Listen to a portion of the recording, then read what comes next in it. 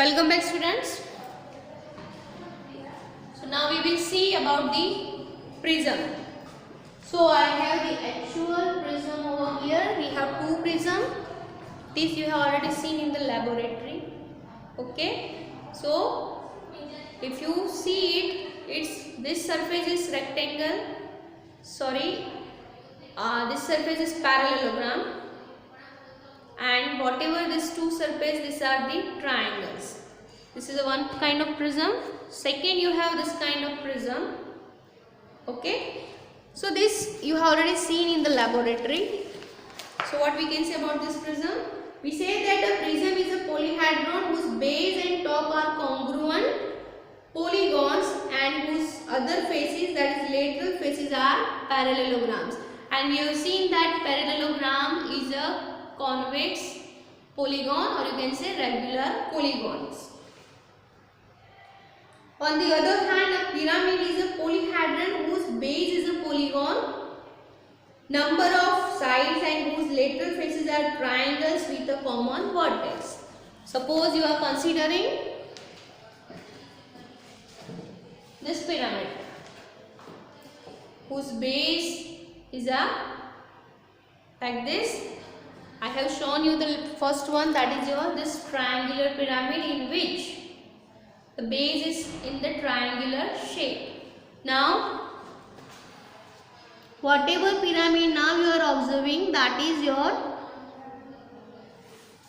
this pyramid in which this is your quadrilateral. You can consider this is square, and we know that this is your square. So square is a regular polygon, and this is a triangular shape, and triangle is also a polygon. So whatever pyramid, that is, this is your square pyramid. So this is square pyramid is itself is a regular polyhedrons.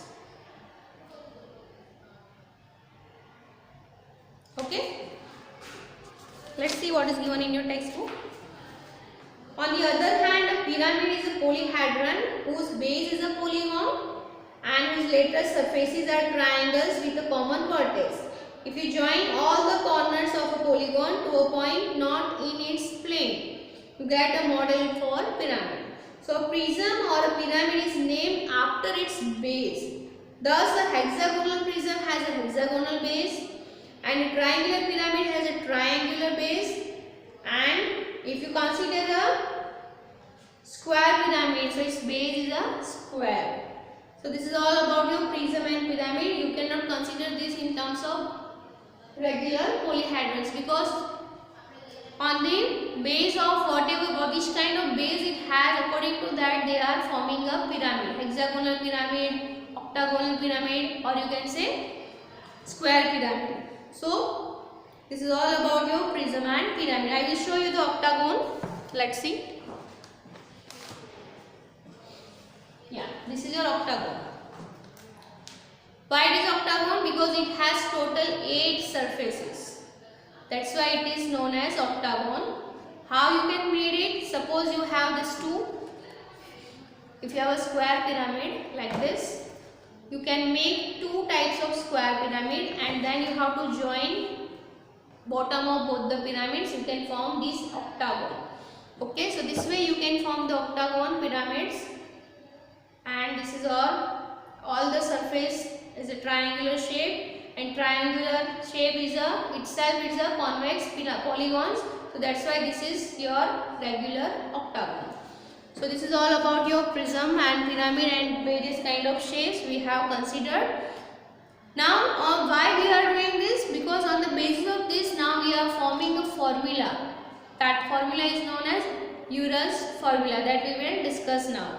So for that you have to understand the concept of phases, edges and vertices. Now we will discuss about the Euler's formula. Welcome back, students. So before we move on to the Euler's formula, just one question is left. This is the diagram given in your textbook on page number 165. And what is the question? This polyhedron is not regular. Now we have to find out what is the reason behind it. The reason is given, all the sides are congruent but the vertices are not formed by the same number of faces. Let's see. So for that we will just draw the various sides of this particular diagram. Now observe the diagram. We are judging for this quadrilateral that this is not regular polyhedron. Now what is the reason behind this? Its first condition is fulfilled because each and every face is a regular polygon, that is triangle. Then also this is not a regular polyhedron. So we have to go for the second condition in which same number of faces meet at each vertex. So now I have drawn the first surface, second faces. This is your front faces. First surface, second surface, and the back side you have a third surface for the upper portion. Now come to the lower portion. This is your fourth triangle, fifth triangle, and the back side this is your sixth triangle. So total 6 faces are there.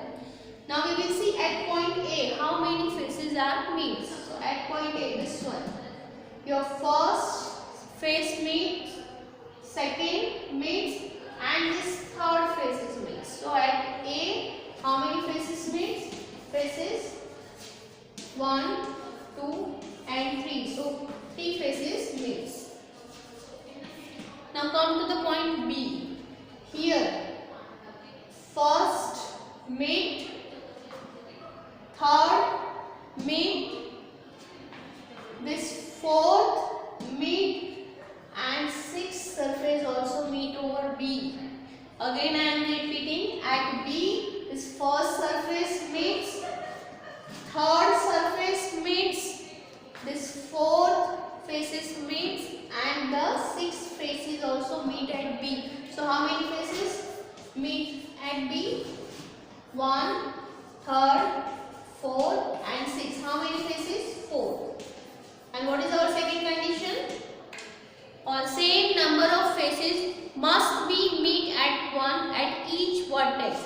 But here at A point we see that 3 faces meet, but at B 4 faces meet. So automatically the second condition does not fulfill. So what we can say? This is not a regular polyhedron, though the first condition is fulfilled. So this is the one question is given in your textbook. So this way you can just judge whether the second condition fulfill or not. Now we move on to the Euler's formula. So for that what we have to do? We have to just calculate the number of vertex, number of faces, and number of edges, and we have to just verify the formula. So let's see Euler's formula.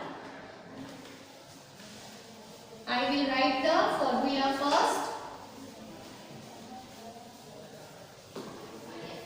or we can just write the table. So Euler's formula is equal to